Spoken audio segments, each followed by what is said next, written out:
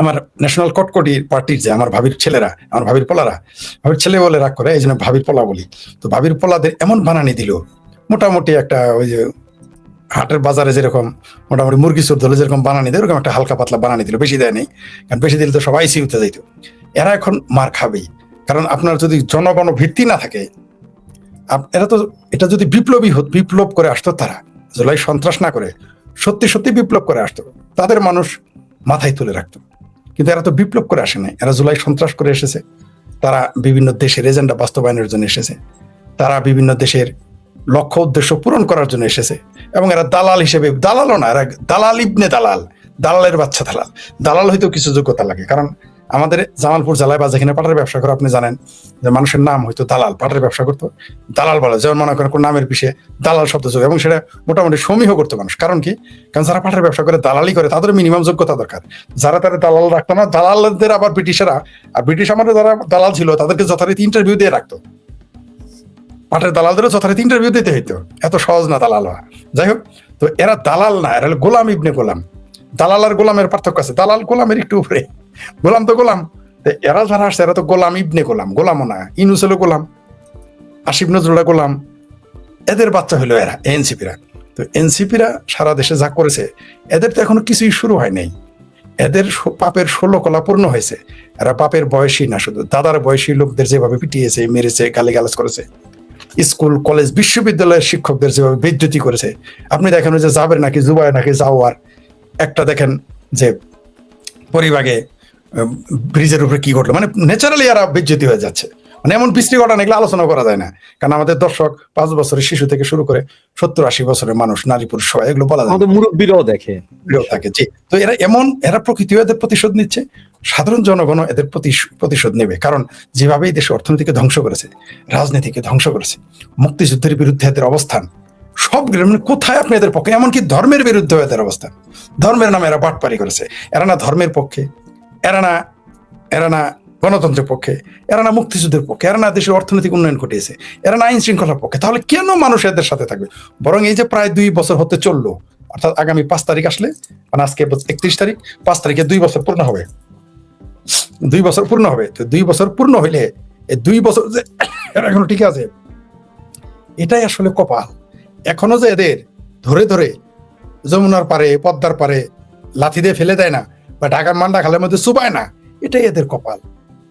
কারণ এরা যেভাবে, আপনি দেখেন প্রতি মুহূর্তে, আপনি দেখেন তো একটা ব্যক্তি এই দেশের মানুষের যদি অর্থনীতির একটা লোকের উন্নয়ন করতো, 1 ইঞ্চি রাস্তা বানাইতো, এরা 1 ইঞ্চি রেলপথ বানাইতো, এই দেশের অর্থনীতির যদি তারা একটা ফ্যাক্টরি বানানো তো দূরের কথা, যেগুলো জননেত্রী শেখ হাসিনা রেখে গিয়েছিলেন, সেই ফ্যাক্টরিগুলো যদি চালু রাখতো, তাহলেও কিন্তু কিছু না কিছু হইতো।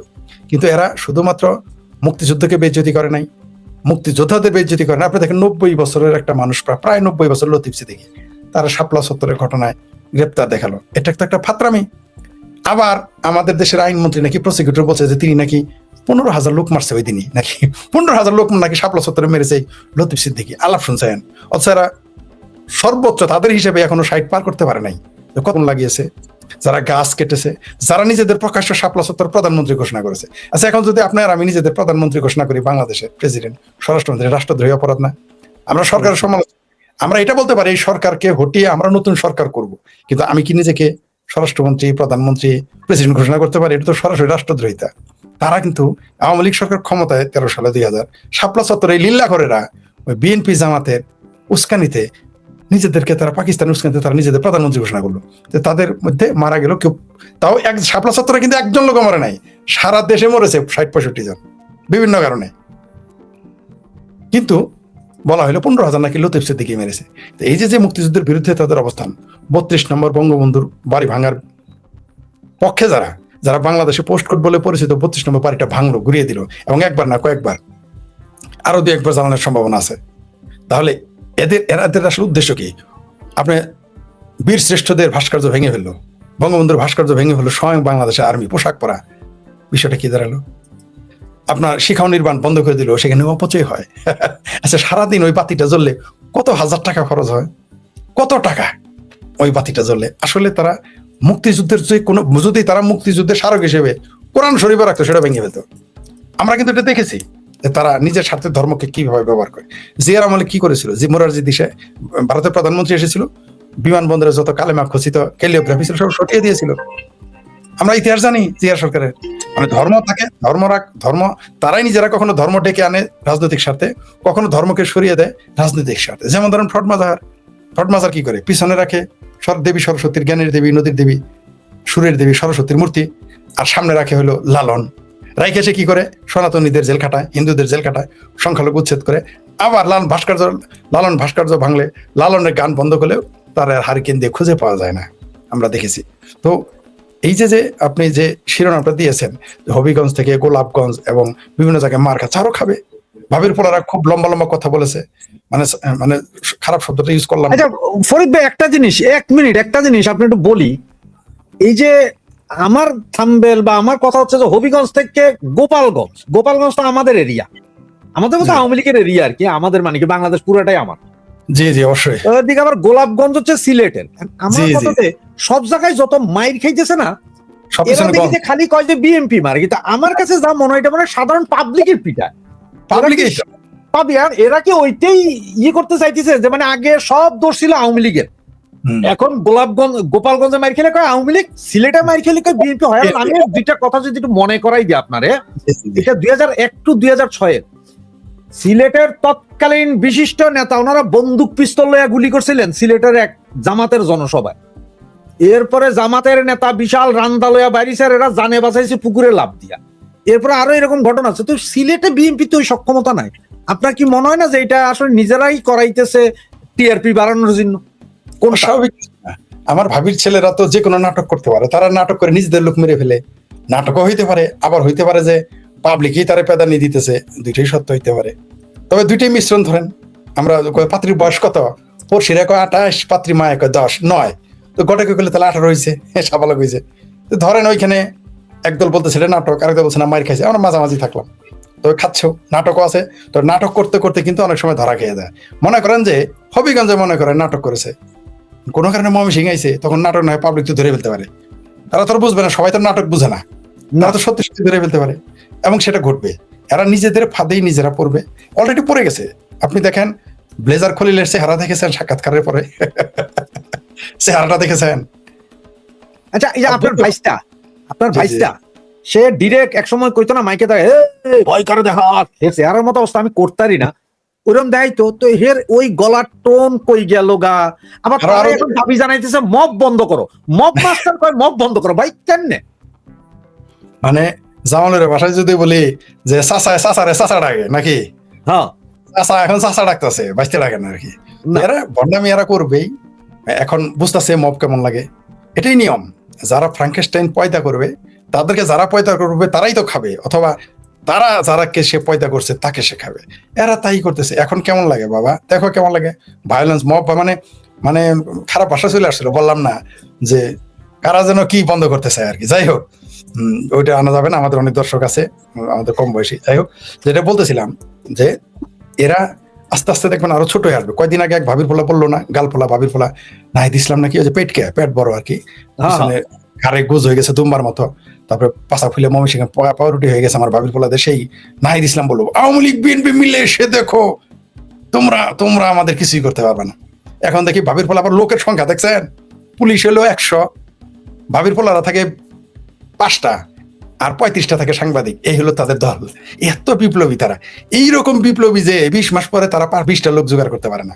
তাহলে ভাবির ফোলাদের যে মামা ওয়াকারুজ্জামান ওয়াকার সাহেব, ওই যে মোল্লাদের যে নেতা, জঙ্গিদের নেতা, ভাবির ফোলাদের নেতা, মানে পৃষ্ঠপোষক, সে যদি এখন বেড়াকে ফিরে যায়, 5টাও তো 20টাও তো খুঁজে পাবে না, মানে 5টাও খুঁজে পাবে না। পাবলিক তাদের উষ্টাবে, পাবলিক এদের থুতু দিবে, জুতা মারবে। আমি নিশ্চিত বেড়াকে সেনাবাহিনী ফিরে গেলে এই ভাবির পোলাদের পাবলিক যেখানে দেখবে, সেখানে পাবলিক দূর থেকে জুতা মারবে, কাছে থেকে না।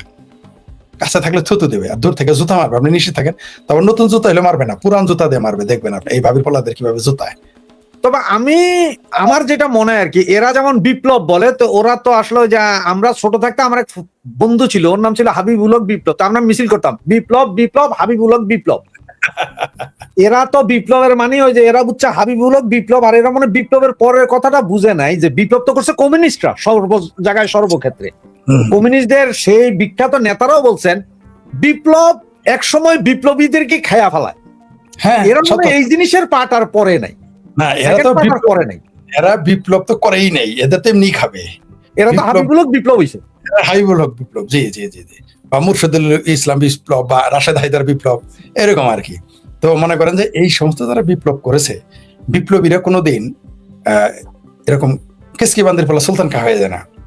বিপ্লবী কারা ছিল? জসিমউদ্দিন মন্ডল, ব্রিটিশ বিরোধী বিপ্লবী, মুক্তিযুদ্ধ করেছেন, ৭১-এর বীর মুক্তিযোদ্ধা। আবার বীর তো আজকাল বলা নিষেধ, ওই যে বাবির পোলাদের যে আরেকটা আছে না পেতিপাড়া, তারেক রহমানের পেতিপাড়া, জাহেদ বলছে মুক্তিযুদ্ধের আগে বীর বলা যাবে না। এখন ও নিজেই তো পেতিপাড়া, তো বীরের মর্যাদা বুঝবে কি? তাইলে আমরা কি মাননীয় প্রধানমন্ত্রী বলা ছেড়ে দিব এখন তাইলে? হ্যাঁ তাই তো মাননীয় বলে অন্য কিছু বলতে হবে। আমি কি মাননীয় এমনি কি জাহাদকে আমি প্রতিমন্ত্রীকে আমি পেতিপাড়া বলি? এমনি বলেছি মনে করেন? কারণ সে তো বলেছে বীর বলা যাবে না, তারও মন্ত্রী বাদ এই জন্য পেতিপাড়া বলি। এখন বুঝতে পারছেন তো কেন আমি বলেছি। যাই হোক, এই যে আমাদের দেশে যে পরিস্থিতি এখন চলতেছে, ভাবির পোলাদের তো দায় আছে। এই দেশের অর্থনীতি ধ্বংসে এনসিপির দায় আছে, এই দেশের রাজনীতি ধ্বংসে এনসিপির দায় আছে, এই দেশের সার্বভৌমত্ব হুমকিতে ফেলার দায় এনসিপিদের আছে, আমার ভাবির পোলাদের আছে। এরা এমন কোন এই যে বলছে আগামী 5 বছর আওয়ামী লীগ কর্মস, আরে ভাবা আর 5 মাস পরে তো তোমাদের হারিকেন দিয়ে খুঁজে পাওয়া যাবে না। আমার এই ভাবির পোলারা এখনই 20টা লোক জোগাড় করতে পারে না, তারপর আবার তাদের মিছিল করতে হয় 100 পুলিশ নিয়ে, 150 সাংবাদিক নিয়ে, 20 জন লোক। দেখলাম তো ভাবির পোলারা এখনই এই সরকার 4 মাস না যাইতেই আমার ভাবির পোলারা এতিম হয়ে গেছে সব এমপি। ওই এমপি ওই কয়জন সারা মানুষ খুঁজে পায় না, কয়দিন পরে তো আরো পাবে না। এদের উপর যখন ফরিদ ভাই একটা ইন্টারাপশন করি, এই যে হারামজাদাই বললো যে আগামী 5 বছর পর আওয়ামী লীগ করার লোক খুঁজে পাওয়া যাবে না, ভাই গত 2 দিনে অন্তত 300 পোস্ট পাইছি সারা বাংলাদেশের বিভিন্ন জায়গায়, ওই যুবলীগ, ছাত্রলীগ, আওয়ামী লীগের কমিটি দিতেছে। আমার কাছে অন্তত 5000 ফোন আইছে যে ভাই আমার এই কমিটিতে কেন রাখা হইলো না। কমিটিতে রাখার জন্য যদি এত পোলাপাইন পাওয়া যায়, তাহলে এবারে কেমন করে আওয়ামী লীগ করার লোক পাওয়া যাবে না? এটা পাগল নাকি? এটার উত্তর আছে তো, এতে তো কাম নাই, কাম না থাকলে খই বাজতে হয়, তো খই বাজাও তো একটা কাজ, তো খই বাজার এরা তো খই বাজতে পারে না, তখন মুখে যা বলার তা বলবে। এই যে ভাবির পোলারা যে বলে, যেই বাংলাদেশের অলিতে গলিতে না প্রত্যেক বাড়িতে একটা করে আওয়ামী লীগের লোক থাকে, সেইখানে ভাবির পোলারা বলে আওয়ামী লীগ খুঁজে পাওয়া যাবে না। আমার ভাবির পোলাদের আর হারিকেন লাগে কয়দিন পরে খুঁজে পাওয়া যাবে। একের ওই সমুদ্রের মধ্যে ছাড়ে না সার্চ লাইট, একের বহু দূরে দেখা যায়, ওইগুলো লাইট দিয়েও তো আমার ভাবির পোলাদের খুঁজে পাওয়া যাবে না আর কয়দিন পরেই। জামাত, এদের যে আব্বু আছে জামাত, তারই খুঁজে পাওয়া যাবে না, তাদের যে জ্যাঠা আছে বিএনপি তাকে খুঁজে পাওয়া যায় না। আর ভাবির পোলারা তো কোথাকার কি, এদের তো আপনি হারিকেন লাগে খুঁজে, এরা দেখবেন তওবা পরে সব আওয়ামী লীগ হয়ে যাবে, সমস্যা হলো ঢুকে যাবে, এটা হলো প্রবলেম। ওরা তো গুপ্ত। না যারা গুপ্ত না প্রকাশ আওয়ামী লীগ তো আবার শেরদিল 71 রাজাকারদের ক্ষমা করেছিল বলে কেউ কেউ, তারপরে তারা 2008-9 ক্ষমতায় এসব চিন্তা করলো যে না মুক্তিযুদ্ধ বিরোধী হোক থাকুক, তাদের একসাথে নিয়ে চলি, মিলেমিশে মোল্লাদের নিয়ে চলি, মিলিটারি নিয়ে চলি, এরা বোধহয় মানুষ হয়ে গেছে। কিন্তু না, তারা হয় নাই, হবেও না। 71 আর মোল্লা মিলিটারি একসাথে যায় না। আমি সবার কথাই বলতেছি না, মানে এখানে তো কম বেশি কিছু আছে, কিছু পার্সেন্টেজ তো আমাদের মোল্লা মিলিটারি কিছু তো আমাদের, কিন্তু বেশিরভাগ সময় যদি সাদা মাটা বলি যে 71-এর সাথে মোল্লা মিলিটারি যায় না। আওয়ামী লীগ তো এবার বুঝতে পারছে, তারপরেও শেরদিল অনেক বড় হৃদয় ক্ষমা করে দিতে পারে যে আসো বাবা আসো, কিন্তু যদি এবার ক্ষমা করে তাহলে এইবার যার একটা 75 এরা ঘটাবে, তারপর আর কিছু কিছু হওয়া যাবে না আওয়ামী লীগের। যাক সেটা অন্য প্রসঙ্গ। আওয়ামী লীগের দলীয় 2 দিন আগে ওই আপনার আমাদের যে কি আইন মন্ত্রী না জানি কি একটা আছে না, সে বললো যে শেখ হাসিনা তো আত্মসমর্পণের সময় পাবে না, তাকে যেখানে দেখা মাত্র অ্যারেস্ট করা হবে। আর আজকে আবার বলতেছে যে এই কথা, শেখ হাসিনা ফিরলে আইনের বাইরে সরকার কিছুই করবে না, আইন মন্ত্রী। ভাই উল্টায় কেন এরা? সুর আরো পাল্টিবে। শুধু তাই না, একটা দেখলাম যে কেউ নাকি জননেত্রী শেখ হাসিনাকে জিজ্ঞেস করেছিল যে আপা আপনি গেলে নাকি যারা আমরা আপনাদের সাথে যাবো আমাদের সবাইকে গ্রেপ্তার করবে, তখন তিনি নাকি জবাব দিয়েছেন, শুনেছি আমি, সত্য মিথ্যা জানি না, তিনি বলেছেন যে বলেছে তার মন্ত্রী তো তখন থাকবে তো। 24 ঘন্টা না যেতে সুর পাল্টাই ফেলছে আইনমন্ত্রী, যে আইনের বাইরে ব্যত্যয় ঘটবে না। এরপরে কি বলবে জানেন, যে তিনি আসুন, তাকে আলাদা রাখা হবে, তার জন্য আদালত আলাদা। তারপর আস্তে আস্তে ডিসেম্বর আসার আগে দেখবেন এই আইনমন্ত্রীকে হারি কিনতে খুঁজে পাবেন না, তার জায়গায় অন্য কেউ চলে আসছে না। অনেকে আমাকে বলেছে, অনেকে না দুঃখিত, কেউ কেউ বলেছে যে শেখ হাসিনা আসলে তাকে গ্রেপ্তার করবে, জেলে রাখবে। আমি বললাম শেখ হাসিনা যেদিন ঢাকায় শুধু পা রাখবে না, জননেত্রী শেখ হাসিনা চাইলেও জেলে যেতে পারবে না। তিনি যদি বলে আমি জেলে যাবো, তাও যেতে পারবে না। বলুন কিভাবে?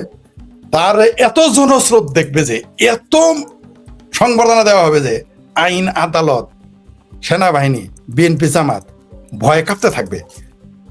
আচ্ছা, আপনাকে যদি জননেত্রী শেখ হাসিনার কথা তো বহুত উপরের কথা, তার কথা বাদ দিলাম। আপনার আর আমার পক্ষে যদি 5 লক্ষ মানুষ দাঁড়ায়, আমাদের কোথাও জেল দেওয়া যাবে, ধরে নেওয়া যাবে? সম্ভব? 5 লক্ষ মানুষ যদি না যায়, তাহলে শেখ হাসিনা যেদিন ঢাকায় পৌঁছবেন, জননেত্রী শেখ হাসিনা, কমপক্ষে তো 50 লক্ষ লোক থাকবে, এটা তো বহু আগেই বলে রেখেছি। তো আমার কাছে এই মুহূর্তে যে রিপোর্ট আছে যে নেত্রী যেদিন বাংলাদেশে ঢুকবে সেদিন হাইকোর্ট, সুপ্রিম কোর্ট, জজ কোর্ট, জেলা দায়রা জজ, ম্যাজিস্ট্রেট আদালত সব জায়গায় শত শত উকিলরা দাঁড়ায়া যাবে যে হয় মামলা বাতিল করো, নাই তো আমাদের জেলে দাও। উকিলরা দাঁড়াইব, তো কত উকিল ধরবো কোর্ট থেকে? তাহলে এখন যদি বুঝেন। শুয়া যায়, তাহলে এই যে কেবল আইনমন্ত্রী নিজের বক্তব্য দিয়ে 24 ঘন্টা পার হয় নাই, সুর পাল্টে ফেলছে। বলেছিল আসলে গ্রেফতার করবে, মনে হয় যে আইনমন্ত্রীর কি বলবো আর। আমি বারবার বলেছি যে পৃথিবীতে সবাই বলে আমার দেশ, আমাদের দেশ, একমাত্র শেখ হাসিনা, জননেত্রী শেখ হাসিনাই বলতে পারে যে এটা আমার দেশ এবং আমার বাপের দেশ।